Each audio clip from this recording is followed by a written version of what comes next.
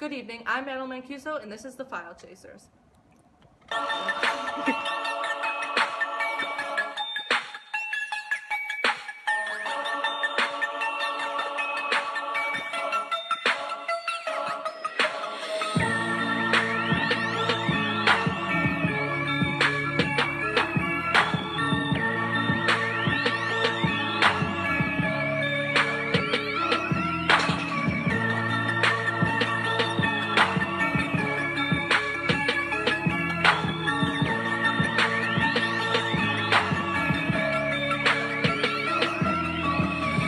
Today on File Chasers, we will be remembering World War II, as it is the 70th anniversary.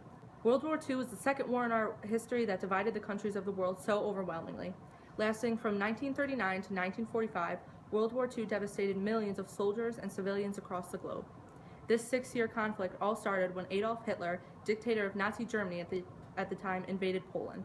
A notable strife occurred between Japan and China during the war. We have John Birch here to educate us on the details. Hello folks, I found an expert on World War II. Here's John Birch. Manchuria is located on the eastern seaboard and was attacked in 1931 by the Japanese Empire. The attack began with a sabotage on the railroad line, then forces were pushed forth to occupy South and Central Manchuria. This attack was done in order to secure resources, along with the need for space in order to meet the demands of Japan's fast-growing population.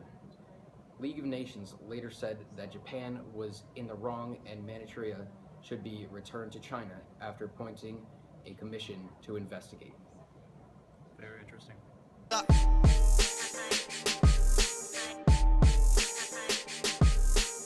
What are your thoughts on the German invasion of Poland? I think that Poland was at a huge disadvantage because they were so small compared to Germany, and they were so big. I think Hitler was just way too aggressive for everything that he did. All right, here's some interesting facts. On January of 1934, Hitler and Germany planned an invasion on Poland.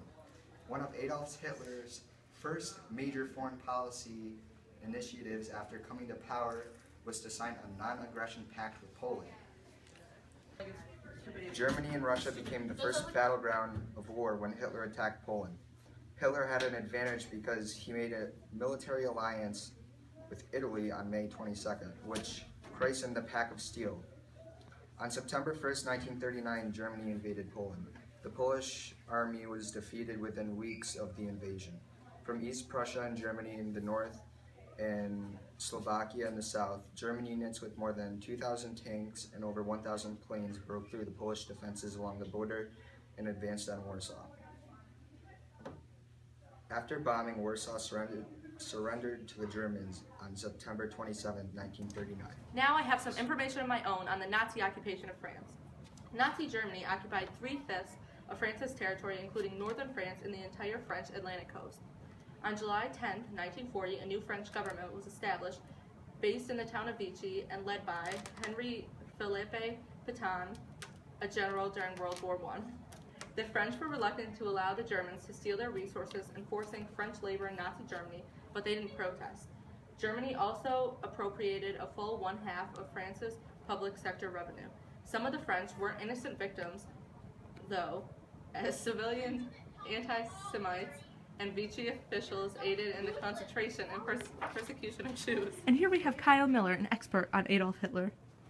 Oh, hello.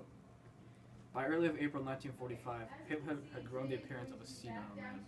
His face was gray and slack, his eyes were dull, his hands trembled, and his left shoulder hung loosely. Insane rages were frequent for the terrifying leader. He continuously would issue orders that were clearly impossible to complete. On April 28th, Hitler had learned via BBC broadcast that Heinrich Himmler, whom he had always deemed as the most loyal of his subordinates, had been engaged in secret negotiations with Count Bernadotte. Bernadotte was head of the Swedish Cross, and Himmler had aimed towards the surrender of all German forces in the west to Eisenhower. Keep going. When Hitler learned this, he was livid. He raved, frothed at the mouth, turned purple with congested blood, and collapsed into a stupor. On April 30th, 1945, 10 days after his 56th birthday, Adolf Hitler was killed by a self-inflicted pistol shot to the head, and his powerful and horrific rule had come to an end. After Hitler's suicide, it was up to Grand Admiral Donitz to surrender after his only 1-week presidency of the Third Reich. Donitz completely surrendered to the Western and Russian requirements on the 7th of May, 1945.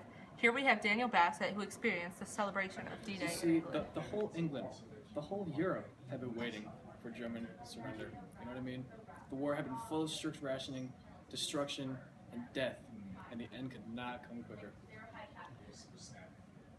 I remember my sister Catherine hanging bunting and banners outside my home, my father and mother dancing, eventually pulling me in.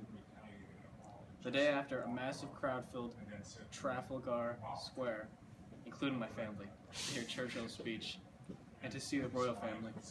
I remember being really excited to see the princess amongst the crowd, hoping they would come our way. The rest of the day was full of singing and dancing, mostly with no inhibition, partly because of the happiness of the end of the war, and partly because they were jolly drunk. Ha ha!